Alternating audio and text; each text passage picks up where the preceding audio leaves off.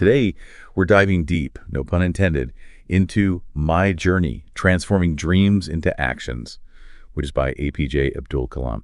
Now, we're not just looking for biographical facts, right? We're trying to unearth that timeless wisdom that you can apply to your own life. Exactly. And what I find really inspiring about Kalam's story is that it reminds us that nobody, not even someone as accomplished as him, is born a legend. It's about that journey, that process of growth and self-discovery. And by exploring his experiences, his values, we're kind of uncovering a blueprint for, personal growth and fulfillment. Okay, so Kalam stamped his book by painting this beautiful picture of his father, Jainul Abidin. And, he wasn't a wealthy man or anything, but he was deeply respected in their community. Like, he would wake up every morning at 4 a.m., long before anyone else was even stirring, and he would take a walk to their coconut grove. It's funny how those small, everyday things can be so revealing, isn't it? Kalam talks about how his father found a sense of peace in those walks, the routine, that connection to nature. It grounded him. And, I think it was that grounded calmness that drew people to him. It's true. And it wasn't just the walks. I mean, Kalam talks about how people would literally gather at the mosque, seeking his father's advice, wanting his prayers, his blessings. And as a young boy, Kalam didn't really get it, like why everyone was turning to his father for guidance. But later on, it really hit him, that power of his father's words, just his presence, his being. It makes you wonder, doesn't it? Where does true wisdom come from? I mean, is it only found in those fancy textbooks and classrooms? Or can it be found in those lived experiences and that deep connection to one's faith, however they define it, It really does. It makes you reflect on the values we pick up within our own families, right? Those seemingly insignificant little everyday things, traditions. Like, what were some of those things you observed growing up, those rituals, those beliefs that have stuck with you? Oh, absolutely. Because those early influences, even if we don't fully grasp them at the time, they become a part of us. They shape who we are. Like Kalam's father, he might not have had a shelf full of degrees, but his wisdom, it ran deep. And it brings to mind another fascinating aspect of Kalam's upbringing, those, early experiences that often spark our lifelong passions. It's so true. Like, there's this great story about how Kalam was just fascinated by his father building a boat. He was captivated watching it take shape, piece by piece. It was like his first taste of engineering, of the power of creation. Exactly. It just goes to show those little seemingly insignificant experiences, they can plant these seeds, seeds of inspiration. We might not all become boat builders, right? But those early exposures, they open our minds to possibilities that, we might have never even considered. And then there's this incredible story about Kalam's very first job. Get this, he's delivering newspapers at 8 years old. 8 years old. Imagine that, catching bundles of newspapers thrown from a moving train. I mean, talk about dedication. Yeah. And he would sort them and then deliver them all over town. Talk about a work ethic. That sense of responsibility instilled at such a young age, it's incredible. Yeah. And it also highlights the crucial role of family support, right? Like, Kalam mentions how his mother, despite their circumstances, she always made sure he was well fed. I mean, imagine he had a newspaper road at 8. It's amazing, right? Yeah. Those early jobs, even if they weren't quite as adventurous as catching newspapers from a moving train, they teach you so much. It's about work, about the world, about yourself. What about you? What are some of those early experiences that really shaped you? Oh, they stay with us, don't they? Those early lessons, they really shape our worldview. And for Kalam, they paved the way for some incredibly impactful mentors that he would meet. They really did. And it all began with this man, Ahmed Jalaluddin, who was actually a cousin of Kalam's. Now, Jalaluddin was helping Kalam's father with, the book building and everything. But more importantly, he became like a guide, a confidant for young Kalam. Yeah, and it's a great reminder that mentors don't always come with these fancy titles or corner offices. Sometimes they appear when we least expect it. And Jalaluddin, he saw something in Kalam, a spark, a potential that maybe even Kalam himself didn't fully recognize yet. They would go on these long walks together, and they would just talk about everything. I mean, they'd talk about the intricacies of boat building, the technical stuff. But then they'd also delve into deeper topics, their personal views on God, spirituality. And Kalam even talks about how these conversations really broadened his own understanding of faith. That's the thing about mentorship, isn't it? It's about opening yourself up to different perspectives, challenging your assumptions, and ultimately coming out of it with a richer, more nuanced view of the world. Absolutely. And, what's amazing about Jalaluddin, his support wasn't just limited to words. He recognized the importance of education, and he took action. Like he helped Kalam move to Ramanathapuram so he could pursue his studies. He even paid for some of his books. This wasn't just charity, right? It was an investment in Kalam's potential. Absolutely. It speaks volumes about what true mentorship is. It's not just offering advice. It's about empowering someone, about taking those concrete steps to help them reach their full potential. It makes you think, who are the Jalaludins in your own life? Right. Who has not only been there to guide you, but to Hmm. actually take those concrete actions to support you, to help you grow. And, it's a powerful reminder that we're not alone on this journey, right? Yeah. Like we all have those figures who've shaped our paths, believed in us, helped mold us into who we are today.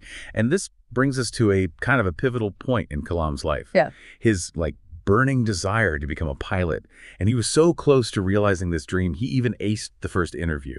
And that's where resilience comes in, right? Because as we know, Kalam was ultimately rejected by the Air Force. It was a major setback. It really was just this crushing blow. And he talks about this incredibly moving encounter he had with a spiritual leader, Swami Sivananda. And imagine, Kalam is at this really low point, feeling lost, right? And this wise Swami says to him, "This failure is leading you to your destiny." I bet those words were exactly what Kalam needed to hear. It's such a powerful message, and it's not just for, aspiring pilots. Sometimes what we perceive as these huge setbacks are actually, course corrections. They're guiding us to a path that maybe we wouldn't have even imagined for ourselves. That's so true. But it takes a lot of courage to see it that way in the moment, right? To trust that something better is waiting for you, even when you're facing such disappointment. I'm curious, have you ever experienced something like that where what you thought was a failure actually opened up doors to something even more fulfilling? It really is amazing, isn't it? How those little things, those seemingly insignificant moments, can have such a huge impact on the course of our lives. Like with Kalam's father, those walks, or Jalaluddin stepping up to support his education. They seemed like small things at the time, but they had this ripple effect. Oh, absolutely. And what's so remarkable is how aware Kalam was, even as a young man. Like he was really paying attention, absorbing these lessons, taking them to heart. And it wasn't just about the guidance, right? It was also about how he faced those inevitable challenges. Absolutely. Like that whole thing with his dream of becoming a pilot. We were talking about how he aced that first interview, so full of hope, and then bam, the Air Force rejects him. What a gut punch. It just goes to show you, right? Life throws curveballs at everyone, even the most talented, most driven individuals. It's really not about avoiding setbacks altogether. It's about how we choose to respond when those setbacks inevitably come our way. And for Kalam, that disappointment, it became a turning point, a catalyst for him to find his true path, even if it wasn't the path he initially envisioned. And this is where that whole encounter with Swami Sivananda, it takes on this whole other level of meaning. Like imagine being at your absolute lowest point, feeling completely lost and defeated. And then this wise spiritual leader says to you, this failure, it's not the end. It's actually leading you to your destiny.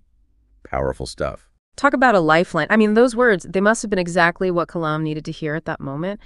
And it's a message that resonates, even today. Sometimes those things we see as failures, those setbacks, they're really just redirecting us, pointing us towards something even greater, something we might never have discovered otherwise. So true.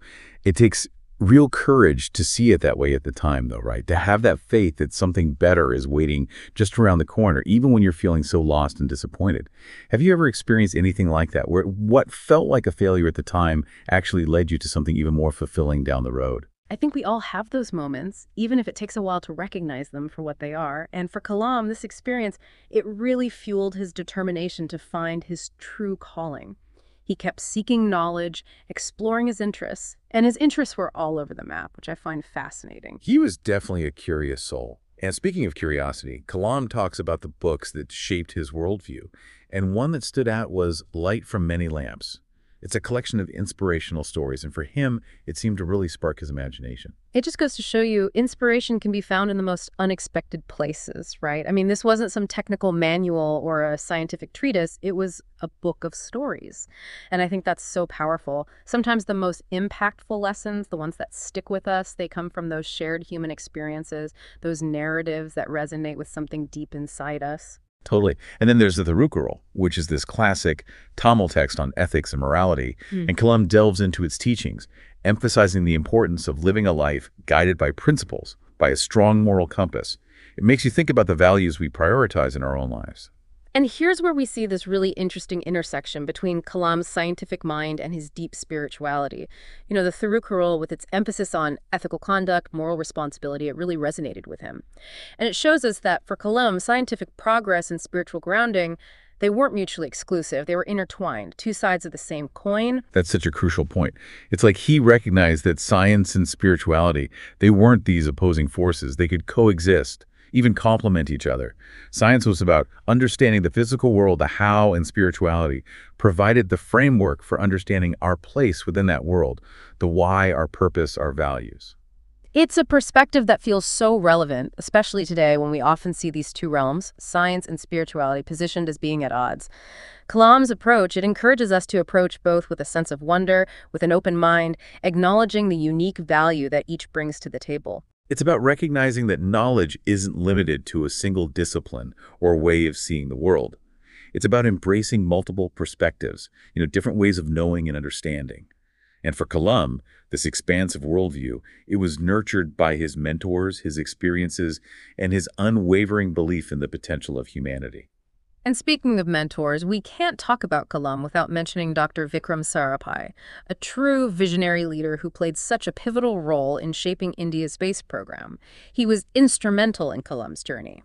Dr. Sarabhai, he was more than just Kalam's boss, right? He was a mentor in every sense of the word. He saw something special in Kalam, this incredible potential, and he was determined to help him cultivate it. It really speaks to Sarabhai's leadership. He was able to create an environment where brilliance could thrive.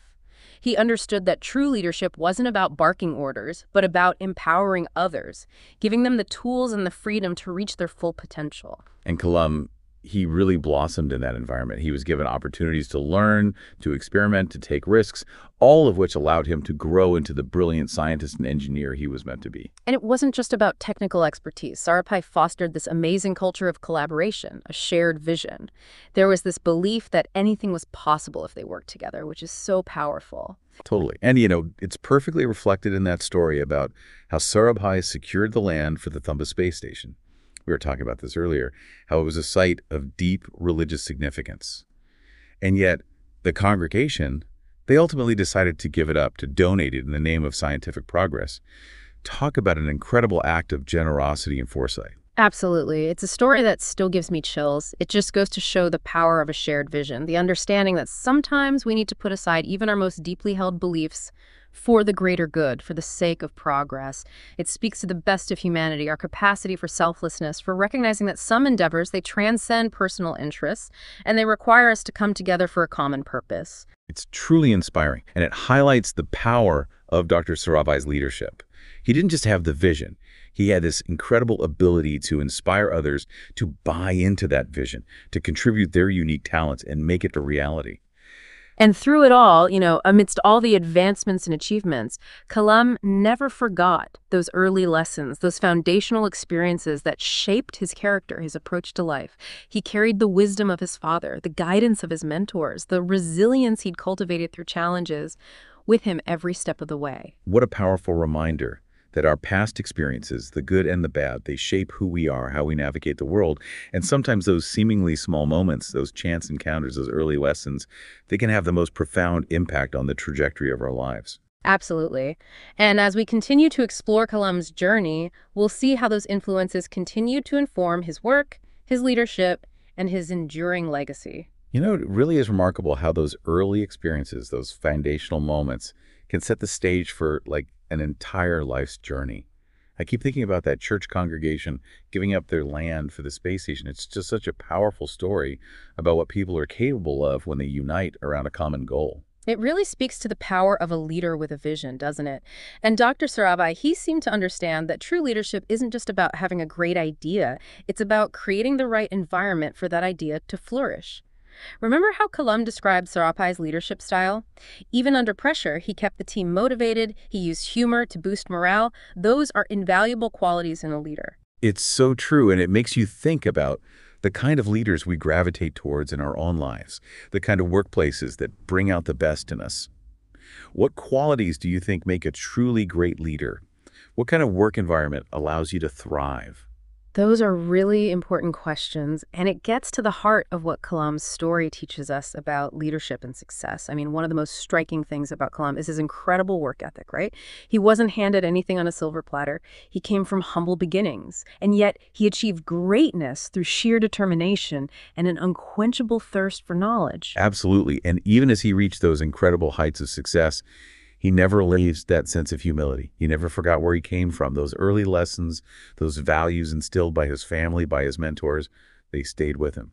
It's a good reminder that success doesn't have to change who you are at your core, right? Kalam's life is proof that you can achieve extraordinary things and still stay true to your values, your roots. And let's not forget, this is a man who faced his fair share of challenges, but he never let them break him. In fact, he seemed to view those challenges as opportunities for growth, stepping stones on the path to something even greater. He did. He had this incredible resilience, this ability to bounce back from setbacks stronger than before. There's that quote from the book that really stuck with me.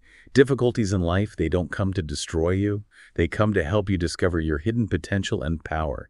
Let difficulties know that you too are difficult. I mean, classic Kalam, right? There's such wisdom in those words, and it speaks to his unwavering optimism, his belief in the power of the human spirit to overcome adversity. And that's what I find so inspiring about Kalam's story. His life is a testament to the power of transforming dreams into actions. It really is. So as we wrap up this deep dive into my journey, what's one small step you can take this week, inspired by Kalam's extraordinary life and legacy? Maybe it's finally tackling that challenge you've been putting off. Maybe it's reaching out to a mentor who inspires you. Or maybe it's just taking some time for quiet reflection to connect with your own inner compass. Whatever it is, let Kalam's journey be a reminder that each of us has the power to make a difference, to leave our mark on the world. By embracing hard work, humility, resilience, and an unyielding belief in ourselves and in humanity, we can, as Kalam so powerfully put it, transform our own dreams into actions. Beautifully said. And on that note, thank you for joining us on this incredible journey through the life and lessons of A.P.J Abdul Kalam. Until next time, keep exploring, keep learning, keep diving deep.